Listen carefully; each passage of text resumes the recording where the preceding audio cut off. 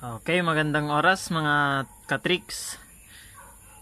Isa na namang tricks to fix ang gagawin natin ngayon. Ang problema nito ay ayaw mag-internet, ayaw magpakita yung data. Yung 4G o kaya H+ dun sa taas kahit naka-on yung ating data. Ayun, off natin, try natin. Yan, naka-off siya tapos i-on natin. Yan, walang nagpapakita na H+ o kaya 4G. Hindi rin tayo maka-internet. Ayan, click natin sa kan. Tapos YouTube. Try natin mag-YouTube. Ayan, no internet. Ayan, nakalagay no internet connection. Meron naman siyang load. Kalo-load lang siya pero ayaw magpakita yung data sa taas kahit naka-on yung data niya. Yan, mobile data. Tapos walang nagpapakita sa taas. So ang problema nito ay tingnan natin sa settings. Madalas kasi mga ka-tricks kapag ganito yung problema niya ay sa settings, sa may APN. Open nyo lang yung settings. Tapos sa SIM card. Ayan. SIM card. Ayan, yung SIM ninyo, kung anong SIM, ayun, smart yung sa akin, pero wala siyang data. Ayan, smart, baka wala siyang APN. Ayan, APN, access point names, sabi. Click nyo lang yan, tapos, ayun, wala nga siyang APN. Deleted o kaya corrupt yung APN niya. So, ang gagawin natin ay maglalagay tayo ng APN. So, add new APN. Ayan. So, ganito ang magpapakita. Oh. Gagawin nyo lang dito guys ay sa name, kung ano yung SIM card ninyo, ilagay nyo lang. Kung halimbawa smart, ilagay nyo lang smart. Tapos okay. Tapos sa APN, not set.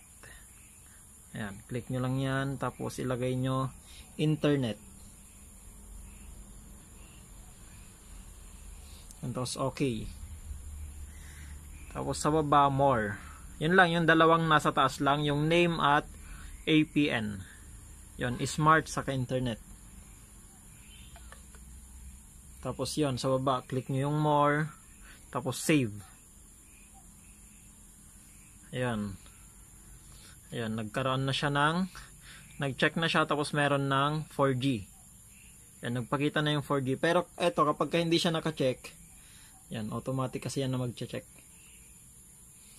So, 4G. Kung minsan naman, sa mga ibang issue, meron siyang APN kaya lang hindi siya naka-check. O kaya naka-select. Kaya, dito pa rin kayo pupunta sa APN. Tapos, i-click nyo lang yung check. Tapos, magkakaroon na yun ng 4G. Yan. Tapos, back tayo. Punta tayo sa data. Ayan, data off natin. Yan, mawawala. So, on natin ulit. Yan, 4G. Meron na. So, try natin ngayon na mag-internet sa Google Chrome. Yun, meron na. Offline, sabi pa lang. Hintayin lang natin. O kaya, click natin ulit. YouTube.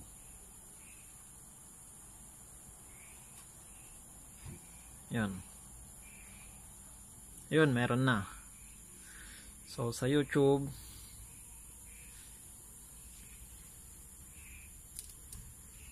try natin.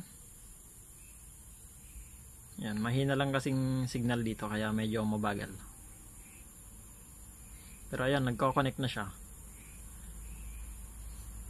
O, kapag ang issue naman sa inyo mga ka-tricks ay meron nga siyang 4G pero ayaw maka-internet, i-check nyo lang yung oras, yung date and time. Baka hindi siya nakaset kaya ayaw mag-connect. Ayan. So, Trickstronics.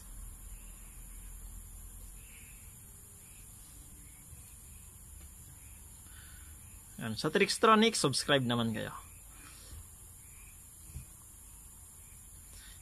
Ayan guys, yung channel natin. Okay, yan lang. Ganun lang yung gagawin natin guys para magkaroon ng 4G o kaya H+ yung ating mga phones na hindi maka-internet kapag nawala yung ating data. Yan, so off na natin yung data. Yan, thank you guys sa panonood.